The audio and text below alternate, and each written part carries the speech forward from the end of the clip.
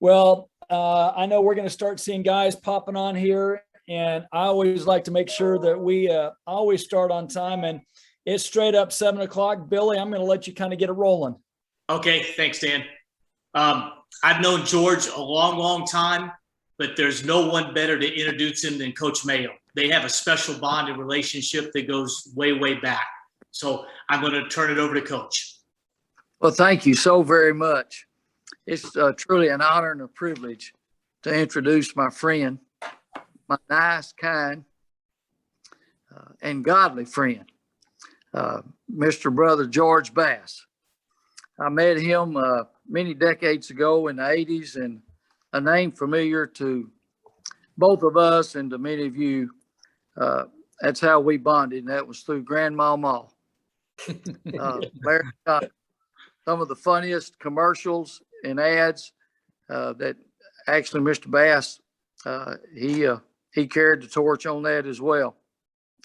And I'm just honored to be here tonight to introduce Mr. Bass. As many of you know, his business, he represents the elite athletes, coaches, and he treats those clients. He gives them all of his attention. I'm not sure how he does that. There's no detail too small for him. And of course, two of his favorite clients are Skyline kids, where we coached, and that's Larry and one of the greatest track runners of all time, Michael Johnson. And Mr. Bass, I mean, for decades, has just delivered exceptional contracts for his clients. And most of his clients, I mean, we know them because some of them are cowboys like Michael Irwin and Darren Woodson, and they had the highest contract that a receiver or a safety had earned in the NFL. It was just amazing what Mr. Bass has done for so many of his clients. It just put them at the top of the pack. And he also represents coaches, and one of the most famous coaches is Les Miles. And at one time, he had the highest coaching contract in NCAA history. And the reason I bring this up is that Brother George, he just has a lot of energy, and he wants to do things the right ways, and he's always looking out, for his clients. And as a friend to me, he's always available, and that's hard to find in a friend. He's just an exceptional follower of Jesus and more Jesus. Great family man, just loves his wife, Paula, and his two kids, Savannah and Brandon. And really what comes to my mind is that he's just 100% bought in. I call it totally compelled in the basketball world. He is just totally compelled for Jesus and more Jesus, his family, his business, a leader at his church, a greeter, deacon, serves others, and he understands, most importantly, about humility. And Luke 8:14 says you can be humbled, or you just humble yourself and be exalted. And Mr. Bass, he just does all that so well. And I'm just so proud that he lets his light shine wherever he is. And I've been with him to a lot of different events and functions in different parts of the country. And he just lets his light shine for the Lord. And I'm just so proud to introduce him tonight. Please welcome my nice, kind, godly friend, Mr. George Bass. Hey, Coach, I appreciate that so much. To be introduced by a Hall of Fame coach, goodness gracious, I never would have dreamed that in my whole life. And Me either. Coach, I just love you. And I tell you what, I wanted to kind of tell you guys a story before I jumped into this that kind of ties Coach Mayo and Billy and Alan and I together. And as Coach has already told you, I was blessed to get to work with Larry Johnson. And this story's kind of off the record. It's really not been told a bunch, but when Larry first signed with Converse, they invited us up to North Reading, and we were going to go up and sit down with all the Converse reps, Billy Allen, Roger Morningstar, John Averett, and they were going to lay out this commercial plan that they had for Larry Johnson. I don't know if you remember that, Billy, but we got up there and they had these young guys that, I mean, they probably were out of college a couple of years from Oregon, and they had all these great ideas, but they came up with this plan that they were going to come out and they were going to create the ultimate basketball player. And it was going to be like a Frankenstein setting.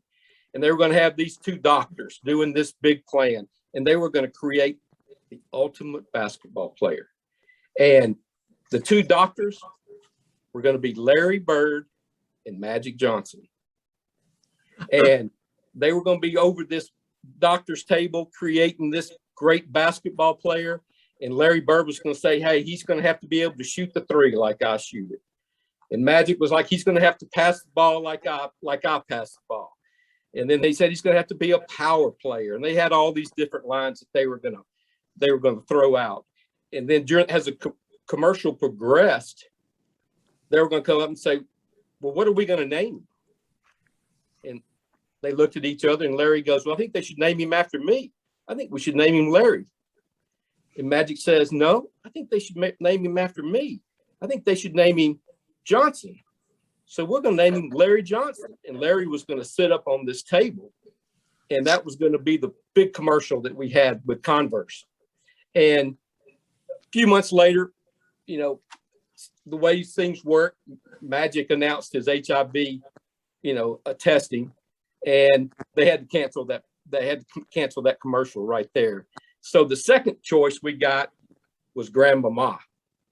And so Grandmama was born when the ultimate basketball player couldn't be created, with Larry Bird and Magic Johnson. So that's a story that's not told very often, but it connected. Billy was with us, and Roger and John Averett, and man, we had a ball working those commercials. I bet we had 13 different commercials, and one was on the Super Bowl. Yeah. And we shot a lot of them right around here in Dallas. So Billy was with us. Coach Mayo was with us. We had a great time. So just a quick little story, kind of tie this whole thing together. But Coach, you kind of stole my thunder. That's my availability. That's kind of what I've been doing, my whole career. Doing something like this probably gets me out of my comfort zone. And Billy and I have talked about that when he asked me to speak tonight. And this is not what I usually do. So I get a little nervous, and you can tell I'm a little nervous now, but telling Billy's story and LJ's story, that kind of got me eased up a little bit. But out of my comfort zone, I've learned is where I need to be. It's kind of a growth opportunity in my faith. And my wife pushes me a little bit more to do it. And I've kind of said, okay, I'm available. So when people are asking from now on, that's going to be something that I do. It's not really our ability, my ability, it's my availability. God uses ordinary people, and God has used ordinary and has used me. And I learned that at Prestonwood and some of the different groups that I've been associated with. I finally said, God doesn't really, call the equipped. He equips the called. And 1 Peter 4:10, each of you should use whatever gifts you have received to serve others as faithful stewards of God's grace in the various forms. And I'm sitting here going, okay, that's what I can do. I'm not a biblical scholar, that's for sure. And that's not my strong suit. I need to be around Coach Mayo a little bit more, and that's where, maybe I could improve there. But, stepping out of my comfort zone's been good. And I do appreciate the opportunity to talk today. I thought maybe I'd jump into my faith. I don't have one of those stories that goes from one side to the other. I grew up in a good Christian home. I can remember going to church with my grandparents up in Arkadelphia, Arkansas, and my grandparents in El Dorado, Arkansas, First Methodist Church. I was a Methodist boy. You know, I kind of got down there with Johnson, and they started working on me on the Baptist side of the ball. So, but when I went off to when I was in El Dorado, we were First Methodist. Then we moved to Kuntz, Texas, and that's a small town in East Texas. My dad was a sawmiller. He ran sawmills, and we moved to Kuntz, First Methodist Church there. We later moved to Livingston, Texas, and that was really my home growing up. And we were members of the First Methodist Church there. And that's when I was 14 years old. That's when I received Christ Jesus as my Lord and Savior. And that's always been my home. So when I left Waco, I was in Waco. I got to back up a little bit. I was in Waco, Johnson. I was a member of the First Methodist Church. I'm still a Methodist boy. My mom was a little worried that I was going to go off to a Baptist school and become a Baptist. So I joined the Methodist Church there. But, you know, of course, we all went to 7th and James and Columbus Avenue. We visited with, different churches. When I moved to Midland, Texas, First Methodist Church. When I moved to Anchorage, Alaska, First Methodist Church. When I moved back to Dallas, St. Andrews Methodist Church. So I guess you guys are going to say, how do you get a Methodist boy and turn him into a Baptist? And I said, well, you introduce him to a beautiful, God-loving Baptist girl from Conway, Arkansas. Yeah. So, we've been members over at Prestonwood for 22 years now. And we love it there. Paula said, hey, let's go visit Prestonwood. And I said, Paula, there's 10 times as many people that go to Prestonwood as the number of people that grew up in the town or that lived in the town that I grew up. So I wasn't real sure about a small town boy going to a big church, but man, we fell in love with Pastor Graham and Jarrett Stevens and Neil Jeffrey and David Shivers and O.S. Hawkins. I mean, it's been just a wonderful home for us. Then I thought maybe I'd jump into my family a little bit. I grew up and my mom was my hero. My mom she does everything for our family and our community. We always learn from her examples of how she served people. I can remember when me and my brother and sister were just young. She would pile us all in the car, and we were young, and she would take us up to a small town. We'd pick up a special needs girl, and we'd drive her to school every day, and then we'd pick her up from school, and we'd take her home. And that was just my mom showing how much she cared, showing her faith. She's a hero of mine. She lives in Livingston. She's still there. She's still busy. She's retired from teaching about 5 times from different things, but she's always serving others. My dad was a great provider. He was a Christian. He died early of alcoholism, so he had some issues, but a great provider for our family. And then I had a sister that's 13 months older. Of course, she's my hero. She was a little bit hard to follow. She was that great student in school. She made great grades. She made great grades at Texas A&M. She made it tough on me. But then it was me. Then I was the middle kid. And then I had a younger brother named Alvin, who was 13 months younger than me. So there were 3 of us within about 3 years.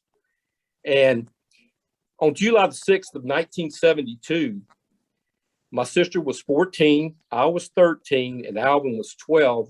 And Alvin was killed. He was hit by a train. 2 kids out fishing on a railroad trestle, and a train just got up on them faster than they could realize. And Alvin was killed. And it was a real tough time, in our life. But my mom, being the strong Christian she is, she wouldn't let us really say, we lost Alvin in an accident. We didn't lose Alvin. We know where Alvin is. Alvin's in heaven, and we'll see Alvin again. So a couple of weeks ago, it was the 48th anniversary of that accident. And you know what? Alvin's still a part of our family. That's And all. it always will, always will be. All our new saying in our families, we got away from, we lost Alvin because we didn't lose him. We know exactly where he is. He just got a head start on us.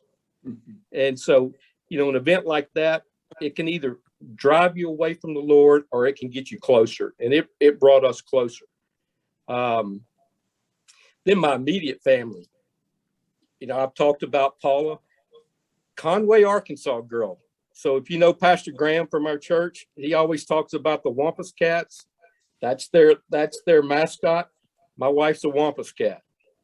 So, and she loves the Lord. And if you really want to see it, you can come to our house. She's got Bible study products everywhere around. She's got if you need some kind of a reference, you can ask Paula Bass. She's got one. We got married. We got married in 1995 and joined Prestonwood right after that. A little small note that you guys might find interesting, since Pastor Graham, is her parents had a swimming pool business in Conway, and they were members of the First Baptist Church, of course, there. And Pastor Graham learned to swim in that swimming pool that her parents later bought. They didn't own it back then, but Pastor Graham and I were talking one day, and he learned to swim in that swimming pool. So it's a pretty small world. In 1997, Savannah Bass was born, and that's our oldest. Savannah attended TCA, and she accepted Christ and was baptized at Prestonwood. She graduated from Baylor in 2020, and I just couldn't be prouder of her. She has accepted a job in New York City, and she's working as an analyst in private equity. And she's going to shine her light up in a city that really needs more people shining their light there. So I'm very proud of her. Brandon is our second, and he was born in 99. So he just turned 22 the other day. He attended TCA. He accepted Christ at Prestonwood, was baptized at Prestonwood, and he'll graduate from Baylor this year in December, and he'll be a 21 grad, and he's number 18 on the football team. So he's a walk-on quarterback at Baylor, and that really goes back to Coach Mayo and his brother-in-law, Pastor Harry Lee Sewell. Brandon decided he wanted to try to walk on at Baylor. And if you want to see God's work, you should see this story. We were out with David Shivers in a group out at the Super Bowl service out at Pastor Harry Lee's church, the Family Cathedral of Praise. And I guess Pastor Sewell found out that Brandon wanted to walk on. So he gets Brandon down front. He gets his whole congregation to put hands on Brandon and pray for Brandon to have an opportunity to play football at Baylor. And I mean, that's such a God-loving church. We love visiting out there. And that's Coach Mayo's church, his home church. That's his brother-in-law.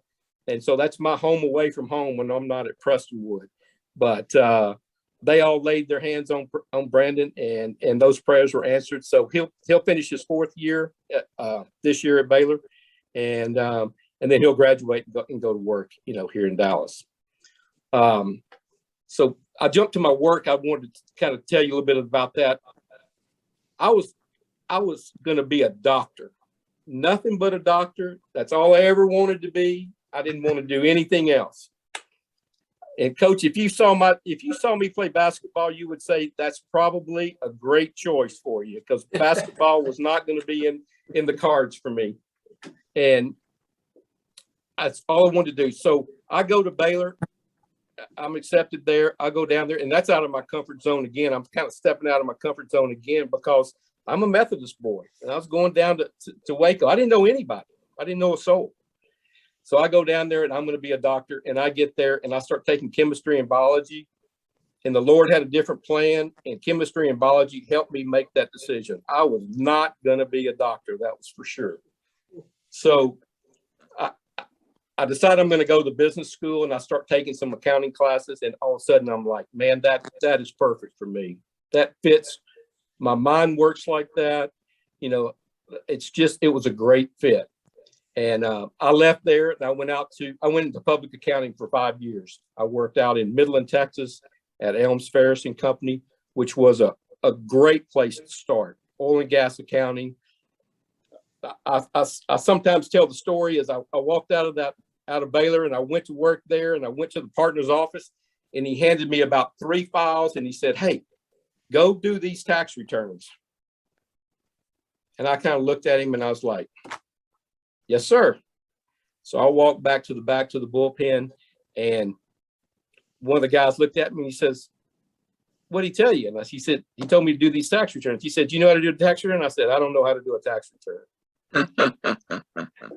So I spent about 2.5 years there. And then I moved to Anchorage, Alaska, and I worked for Pete Morris up there. And that's where that was a great experience for me to get out of my comfort zone of right around here and to go up and have some, great experiences up there and got a lot of good accounting experience there.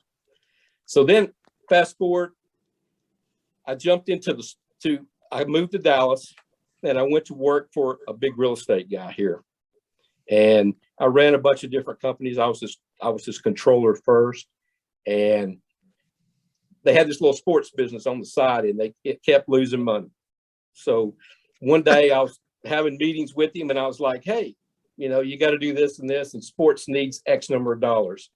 And he's like, and he's just shaking his head. And I said, "Well, if you'd run it like a business, instead of run it like your hobby, you might make some money." And so he said, "Okay." He said, "What do you mean?" I said, "Well, I'll give you a business plan." I wrote him a business plan and he walked in my office and threw it on my desk in his style, the way he usually did things. Coach Mayo knows him. And he said, "So you're running sports." And so we started running it like a business, and we were very blessed. They had already signed Larry Johnson before I really migrated over to sports. And so my job was basically accounting. I was in the back. I was running spreadsheets. I was not the agent. I was not Jerry Maguire. I'm not The Rock. I'm not any of those guys. That's not my personality. I was the guy that was going to do just spreadsheets. And so I did more and more of those. And, guys just started migrating my way a little bit. And I think it was because of my availability. I was there. I did some of the stuff behind the scenes that not everybody else wanted to do. And so finally some guys started saying, "Hey, why don't you be an agent?" And I was like, that's really not me. That's not what I do.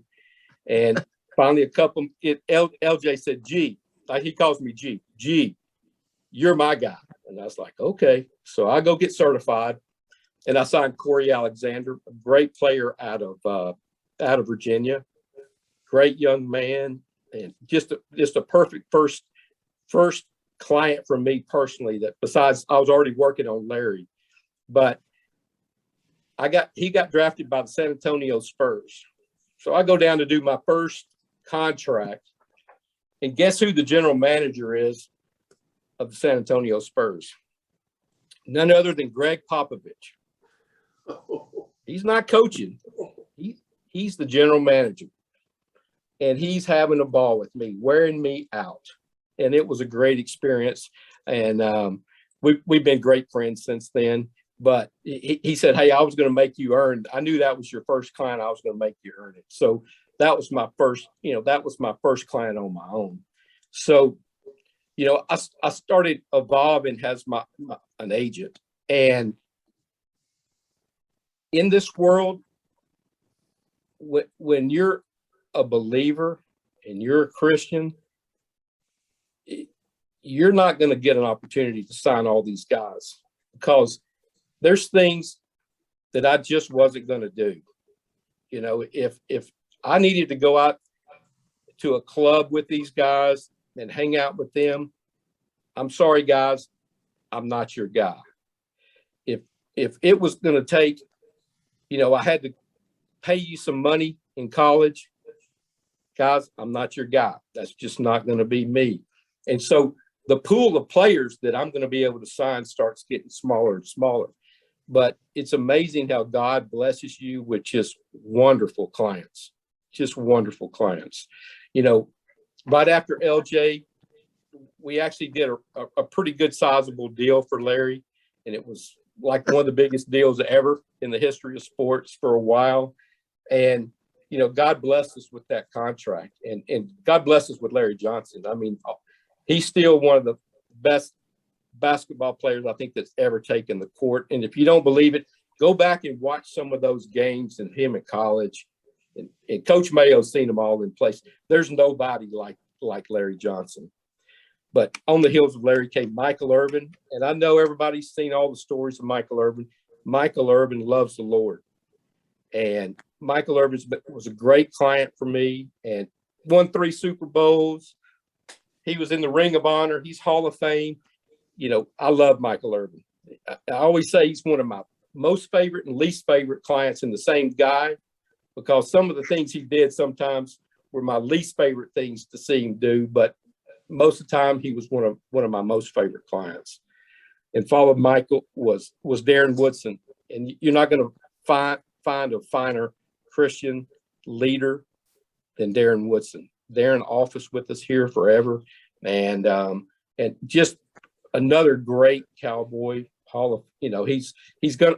I think he'll be in the Hall of Fame. I just don't see how he can't be. He's in the Ring of Honor, won 3 Super Bowls, just incredible. So that group I was blessed with, all of a sudden, it was other clients. We started signing different players, and then God really had his hand on my career one day. Is I get a call and somebody saying there's a coach at the Dallas Cowboys that thinks he wants to go back to college, but he needs an agent. So he's going to have all these agents come to his house, and here's your time, and you can go talk to him. I said, okay. So in our business, I put together a book, and you go make a presentation of how you're going to represent this coach. And you're going to do some comps with other coaches in the same conference. There were other coaches that had similar situations. So I go sit down in there and I make my presentation, and, you know, everything goes well. So 21 years later, I'm still representing Les Miles. And about a couple of years ago, we were out to dinner with a friend, and he goes, Coach, how did you select George Bass to be your agent? He said, well, and he calls me Bass. He goes, well, Bass came in there and he did his presentation, and he was okay. You know, that's Coach. He was okay. And he did a good job. But let me tell you what did. He walked in, and I sat my keys down. And I've got these keys. They're right here. And I just set them down on the side. And I've got a cross on my keychain that I didn't really, you know, it's always been there with me. And it says, fear not, for I'm with you. And Coach said, as soon as he walked out the door, Kathy Miles and I knew he was our guy right there. So 21 years later, still representing him, won national championships, played in national championships. We've had a ball with him. And you know what? He's got his Bible with him everywhere he goes. And strong Christian, and just was another way that God had his hand on my career as an agent. You know, just a little bit after that, a couple of years later, I get another call out of the blue. And this friend says, hey, Gary Patterson is looking for a new agent. And I was like, really? That's great. He didn't see my keychain or anything like that, but I get to go over and I sit down with him, and I'm just blessed again to have Gary Patterson. So 15 years later, I'm still representing Gary and Kelsey, and it's been such a wonderful ride. I can go on about the coaches. I've got strength coaches that teach Bible studies to their players. He's the main guy out at New Mexico State, Don Decker. Just such a huge Christian. It's been a big influence in my life as well. And Mark Tomerdahl is another coach who's the special teams coach at Texas Tech. You know, you'll never get an email with him he doesn't have a different scripture on it. So I've been blessed in this business. At times, you see and you hear some things that aren't great about this business, but I find that there's a lot of good Christian brothers and sisters in this business that have been brought up by parents who love the Lord. It's just been wonderful for me. And then my friends that I've met, like Coach Mayo and Pastor Sewell, I mean, those are guys that just make my life complete. So I've just been available, and that's kind of been my whole story. And that's that. I want to make that my story moving forward. Colossians 2, 6, and 7. And I'm thankful. I guess I really want to say that I'm thankful for all the things that I've been blessed with. But Colossians 2, 6, and 7 says, so then, just as you received Christ Jesus as Lord, continue to live your life in him, rooted and built up in him, strengthened in the faith as you were taught, and overflowing with thankfulness. And you know what? I have been thankful for everything that I've been blessed with. This wasn't the plan. I didn't even read the sports page. I wasn't that guy. I'm more interested in the business of contracts than going to games. I do love going to Super Bowls and different things like that, but that's a whole nother story. But I've just been blessed. And I'm happy to answer any questions that anybody might have. Billy, I could probably tell some more stories on you and Roger Morningstar, but I probably better not. So, hey, this is the one thing that comes to my mind with George. I was talking to Coach Mayo earlier today, and that's exactly what he said. He's been available since 1991 when we first met him. And if you ever look up in the top left section of Prestonwood Church, so right above the deaf ministry, George is the greeter. So he's not only the person that handles all these big mega contracts, he's responsible for that group. And when I saw you yesterday, I was walking away, and then I saw other people coming in. And I was like, how cool would it be if those people really knew who you were? To them, you're the greeter that's saying welcome them and putting a smile on their face as they come and sit down, maybe for the first time. And they're sitting in the upper last row of the church there. So probably somebody that are a little quieter, and you always have that section full, and you know everybody and they know you now. And it's amazing how somebody that's so humble and available can negotiate some of the greatest contracts in the history of sports. Amazing. Thank you. I love my section. Come to section 410 if you're ever looking for a place. We got a great section up there. We're way up high too, so I love it there. Hey George, I've known you for 40 years. I mean, we hadn't hung out. It's kind of scary how long it is. But, anyway, I knew you at Baylor under the name Bruddy. So I remember hopping on the back of your motorcycle one time, going at pretty quick speeds. But I just want to encourage you. I know everybody on here would say the same thing, but I saw you hop on last week, and you verbalized this is out of your comfort zone. But I was riveted by everything that you said tonight. And yeah, the big sports guys and all that stuff is a big deal, but the story of the keychain and the cross, you find, I don't know, maybe you don't do this very often, but find other opportunities to use your influence, because nobody needs another big fancy speaker, and you blessed us tonight by being on here. So, well, thank you, Johnson. Yeah, we've known each other a long time, and Richard, his brother's our age, so he was our freshman class president. I don't know if you remember that, and I've got some great pictures of him. I'm telling you, in those days. He's been the president of everything all the time. I think he has. Well, Well, hey, great. can you hear me, Yes, Mr. sir. Back? Yes, sir. Hey, at the state tournament, I have a great opportunity to hang out with some of the Livingston folks, and they just love George Bass. We just have great conversations about you, and as the Brother Johnson stated, they call you Bruddy. That's right. My sister couldn't say brother, and my dad was George. So everybody looked at me and said, she said, that's my little Bruddy instead of my little brother. So I was Bruddy all the way through Baylor. And then I grew up and became George. Well, one thing I want to say, George, thank you. First of all, thank you. Everybody's got a story. Everybody that's on the screen has a story, and God's brought us from humble beginnings to, as George, you said, you never planned on being what you've become, but yet you've, based on the relationships you've had, it's allowed you to be in some pretty cool stories. One of my favorite things is to ask the gentleman who's been around for a long time in the career, how did you get into this? And it's amazing the little path to get to where you became. And I know it's no accident. God only does this by design. I was talking to my wife earlier, God laughs at our plans. It's his plans that get honored. That's exactly right.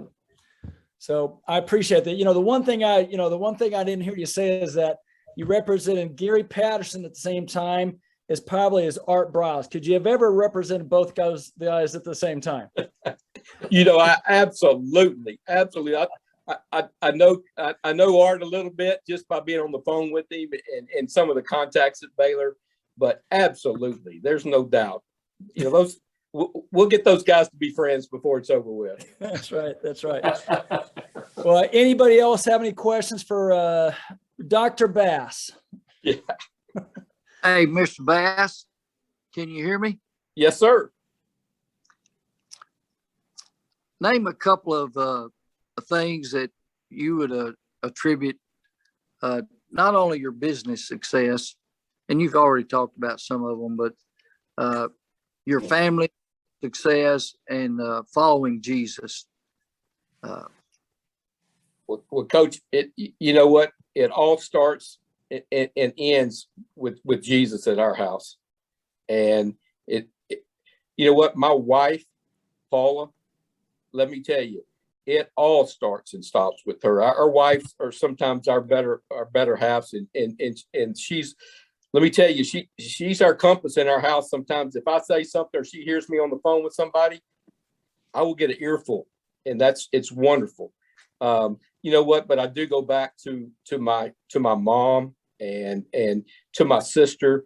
They're both school teachers. My mom taught everything. Everybody called her mom because after my sister and I were through school, we all called her mom in school. So they all called her mom. And I can go to my house and there would be kids at my house. One day when I was at Baylor, I went up front and somebody was sitting at our table eating. And I looked at him and I said, "Who are you?" And that guy goes, "Well, who are you?" And I said, "Well, I'm Bruddy," because I was Bruddy then. I was like, "I'm Bruddy. I live here." He goes, "Oh, I'm one of your mom's students. She sent me out here and she just said, hey, there's food in the refrigerator if you want it." So they just helped themselves. When we always had that at our house. So it's just that I had a wonderful mom, I had wonderful parents, wonderful family. And so Coach, and we've always been a faithful family too. So Man. Hey, George, is there anything we can pray for you specifically? We always like to ask our speaker that at the end of our call. Anything we can be praying for you on? Yes, you can. My wife has a sister with special needs in Conway. And you know what? Paula just got back on Saturday. She was up there for 3 weeks with Catherine in the hospital. And, Paula and I are now the guardians of Catherine because she lost her parents over the last 13 months. And, Catherine's actually doing better, but we just pray that she'll continue to get better and that we're able to get caring caregivers for her. We have wonderful people now, but it's a constant struggle with special needs is having, caregivers there. And so, man, we would love you to pray for Catherine Clark. And that's Paula's sister. We will do that for sure. And George, you've been a blessing to us tonight. You're always welcome to be on our calls with us. Come teach, come lead, come listen. We appreciate you. Hey, Billy, I know you let us off. I'm going to ask you to do me a favor. Would you mind a couple things? Pray us out. Please pray for Catherine. You guys may have been watching on the news tonight. There's been a pretty big explosion right here in West Plano. That a house was just obliterated, and there's 6 people that have gone to the hospital. We don't know what condition they're in, just locally. And then also, if you'd remember Bill Schweiert, and as we continue to pray for his health, one of our listeners tonight. You bet. Thanks, Dan. Let's pray. Dear Lord, thank you for this group. It's just awesome. Every week, something special happens, and you present somebody that has the word you want us to hear for that week. And it gets us going through this week and gets us to the next one. Even under the best of circumstances, life is tough. And we just ask you, please be with us, Lord. We ask that you please be with Catherine Clark.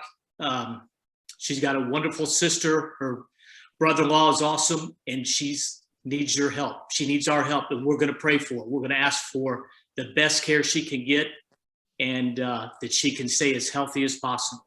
So we ask for that, Lord. We ask you, please be with the people in West Plano with that explosion and everything that's going on there. We ask you, please keep them healthy and safe while they're at the hospital. Help it not to get any worse than it is now.